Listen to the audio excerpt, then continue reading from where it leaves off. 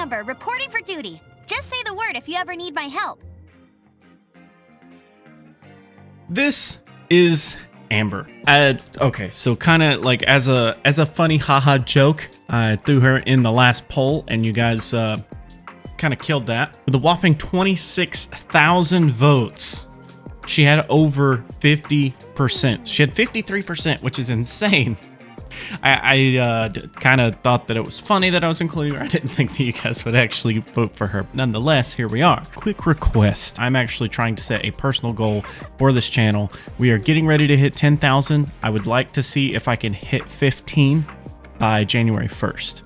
Just throwing that out there. If you're not subbed, you want to sub, appreciate it. So Amber is the first character that you actually come across besides your main character, your traveler, and she actually joins up with you after a little bit of story, and she is commonly deemed as terrible by the Genshin community. But there's actually quite a few different things that you can do to her that actually makes her pretty good. One of the coolest builds that I've seen is a build that focuses on weak point and crit rate so that you can do insane amounts of damage with her.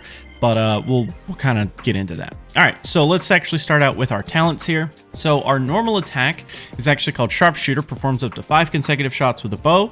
The charge shot, of course, is an aim shot. It's going to increase damage and turn into a pyro shot. Plunging attack is just like every other bow user, it just plunges from the sky and throws arrows down. So you can see the breakdown of all of this. Notice that she is at level 1 for me, so these are going to be very similar for you whenever you first pick her up. I haven't put any resources into Amber other than leveling her up a little bit for this video. Our E ability is called Explosive Puppet. The ever-reliable Baron Bunny takes the stage. So Baron Bunny continuously taunts the enemy, drawing their fire. Baron Bunny's HP scales off of Amber's max HP. When destroyed or when its timer expires, Baron Bunny explodes, dealing AoE pyro damage. If you hold it, you can adjust the throwing direction of the bunny, and the longer the button is held, the further you will throw it. So important thing to remember here is that the bunny's HP scales off of her max HP. We will kind of bring that up in a little bit. Next, we have our Elemental Burst, or our Q. So it's called Fiery Rain, fires off a shower of arrows, dealing continuous AoE pyro damage. And you can kind of see the breakdown of how that works there. Next, we have Every Arrow Finds Its Target, so increases the critical rate of Fiery Rain by 10% and widens the AoE by 30%, so that's nice. We do have Precise Shot, so aim shots on weak points increase attack by 15% for 10 seconds. So this kind of goes into that build where I was talking about going into weak points and stuff. You can basically just increase attack by just hitting weak points, and it's a really solid option. Then we do have Gliding Champion, so decreases gliding stamina consumption for your own party members by 20%, not stackable with passives or anything that provides the exact same effects. Now, Constellations at level 1. One arrow to rule them all, fires 2 arrows per aim shot, and the second arrow deals 20% of the first arrow's damage. Then we do have Bunny Triggered, so Baron Bunny, new and improved, hitting Baron Bunny's foot with a fully charged aim shot manually detonates it. Explosion via manual detonation deals 200% additional damage. It burns, which increases the level of Fiery Rain by 3. It's not just any doll, decreases the Explosive Puppet's cooldown by 20% and adds 1 additional charge. So that's actually really cool. Its Baron Bunny increases the level of Explosive Puppet by 3. And last but not least, we do have Wildfire, which Fiery Rain increases all party members' movement speed by 15% and attack by 15% for 10 seconds. So as you can imagine, everything that you're kind of seeing so far kind of sets up Amber to be more of a support, but she's kind of got like this hybrid thing going on, because not only is, she raising, the party members' move speed and attack just for this particular constellation, but you can kind of throw out the Baron Bunny and switch off of another character.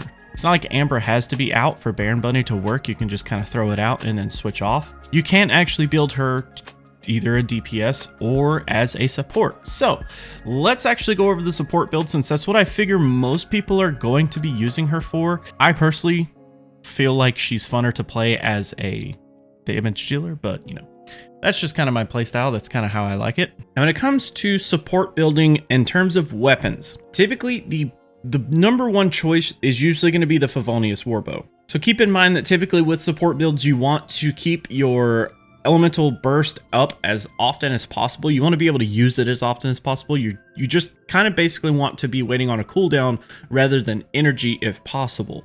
So Favonius Warbow really works into that by having energy recharge as the bonus stat on it. And then as its passive, crits have 60% to generate small amounts of elemental particles, which will regenerate 6 energy for the character and can only occur every 12 seconds. So it's just a energy generating machine. That's just what it is, and that's kind of what it's used for. The other option that you could go with is called the Stringless. Not quite as energy recharge focused as the Favonius Warbow. It does have Elemental Mastery as its bonus stat, and its passive is going to increase the elemental skill and elemental burst damage by 24%. So the whole purpose of the Stringless is to have Baron Bunny and your raining arrow fire move, the elemental burst.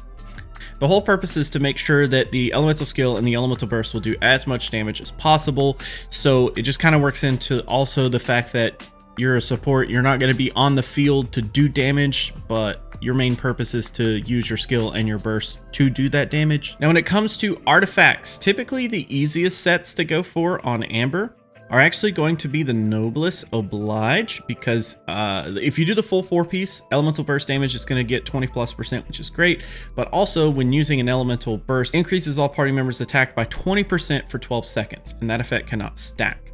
So that is pretty much like the golden egg whenever it comes to support builds. Not only are you going to do more elemental burst damage, but you're also going to help increase the party's attack, which is just perfect. Now, if you want to go for a separate option here, you could actually go with the Instructor, which is actually just a tad bit cheaper because there's no 5-star option. You could just, farm out some of these artifacts while you're farming out other artifacts if you're not super concerned about putting a ton of work into Amber. At 2-piece, it's going to increase Elemental Mastery by 84-piece set. Upon triggering an Elemental Reaction, increases all party members' Elemental Mastery by 120 for 8 seconds. So the only reason that I could really see this working is if you already are using a team that heavily focuses on elemental mastery. Otherwise, this doesn't really do a whole lot for me. If you're running a lot of elemental reaction based team members, if you're trying to get off superconduct or melt damage or anything like that, this makes a lot of sense.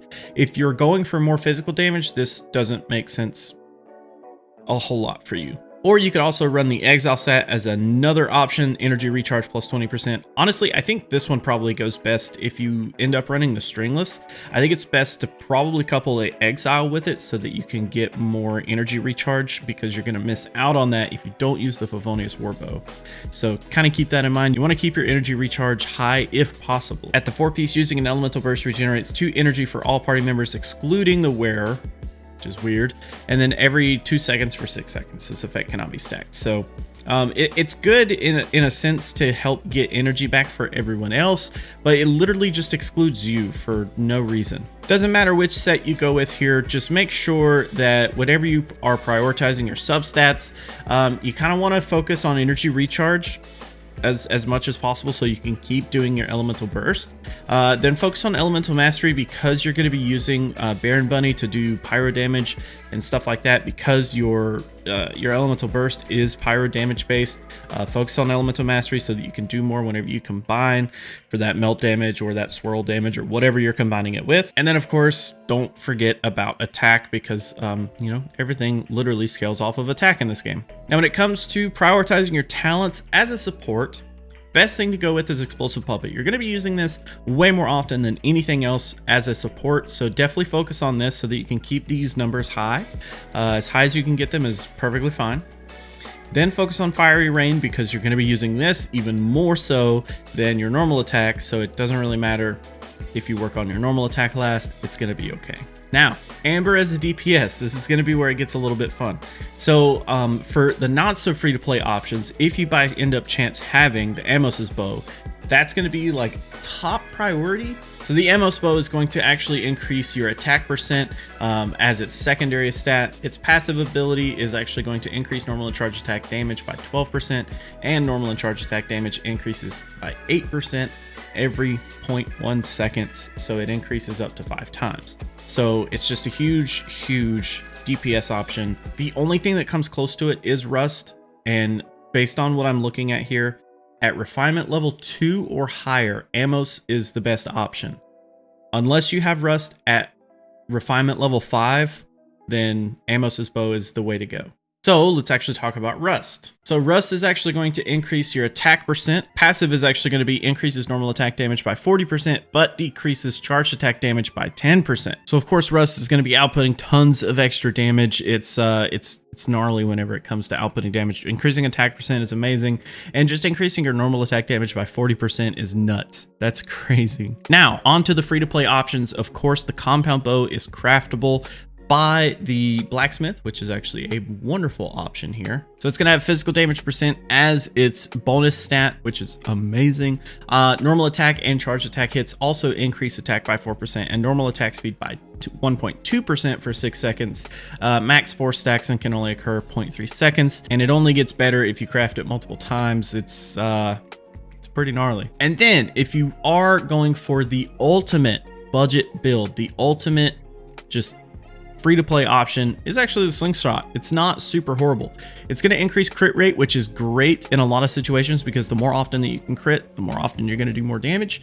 So that's actually really good. Its passive is going to be if a normal or charge attack hits a target within 0.3 seconds of being fired, it increases the damage by 36%. Otherwise, it decreases the damage by 10%. You need to be as close to the target as possible, which is not difficult. I mean, my play style, I'm up in my enemy's face all the time anyways, because I want to, you know, pop off my E's and my, you know, Q's and make that stuff happen. But anyways, I think that's actually a viable option for a lot of different people. And I think that's what kind of makes Amber one of the more budget friendly characters to build out of anybody so far. Now, when it comes to artifacts for the DPS build, probably your best option is the Wanderer's Troop set. At a 2P set, it's going to increase Elemental Mastery by 80, but at a 4P set, it increases charge attack damage by 35% if it is a Catalyst or a bow user. Just increasing tons of damage by using charge shots, and if you can get off just, you know, gnarly charge shots on weak points, because not only is your regular charge shot going to be pyro, it's going to get increased by the elemental mastery when you do all of that, you know, insane reaction damage. Now, you also could go with a 2-piece of the Gladiator set so that you get this plus 18%. And you can end up going with the Crimson Witch of Flames for the pyro damage bonus. This build almost seems like you would be trying to do your E and your Q quite often, your skill and your burst, so that you can do extra pyro damage. Or if you're focusing solely on charge shots, this may make a little bit of sense because it's always going to be a pyro damage at a full charge shot. So maybe that's like your route if you want to go, but personally, I really like the Wanderer's Troop, and that's what I've been using Amber with. Now, either way, whichever set you go with, don't forget, as a DPS, you always want to be focusing on crit rate and crit damage. That stuff is super important, especially late game. Pyro damage is also really, really nice here because pretty much everything that Amber ends up doing, whether it's charge shots, it's, you know, Baron Bunny's explosion, or, you know, fiery rain, all of that stuff is going to end up being pyro damage, so it's always nice to have that. And then don't forget attack, because everything does scale off of attack in this game, and then energy recharge so that you can keep doing those elemental bursts and keep that fiery rain coming down. Now, when it comes to talents, as a DPS, you're going to be using your normal attack a lot, so definitely, you know, keep that up as much as possible. Fire Rain is actually going to be probably best to have second in line after you get your sharpshooter kind of leveled up, because you're going to end up using this a lot, and the pyro damage increase will be fantastic. And then last but not least, your explosive puppet to keep Baron Bunny doing as much damage as possible. Now, one thing to remember about the DPS build, one thing that you could do, you could actually have your flower as one of the off sets for your artifacts if you wanted to, and just choose something that's kind of mediocre, not really like amazing, because if you can keep her HP lower, then what it's going to do is help Baron Bunny explode faster, and that's going to help you output more damage overall. Now, it is kind of riskier because you're not going to have as much bulk on your character, but, you know, it just really depends. If you wanted to go that route, you could. It's just an option.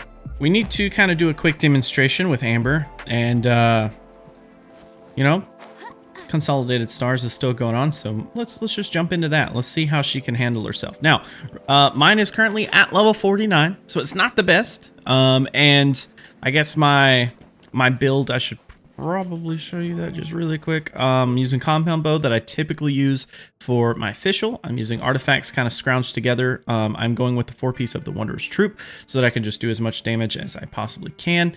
And yeah, you saw I had her at C1. All my talents are at level 1, so this is going to kind of be embarrassing, but let's try it.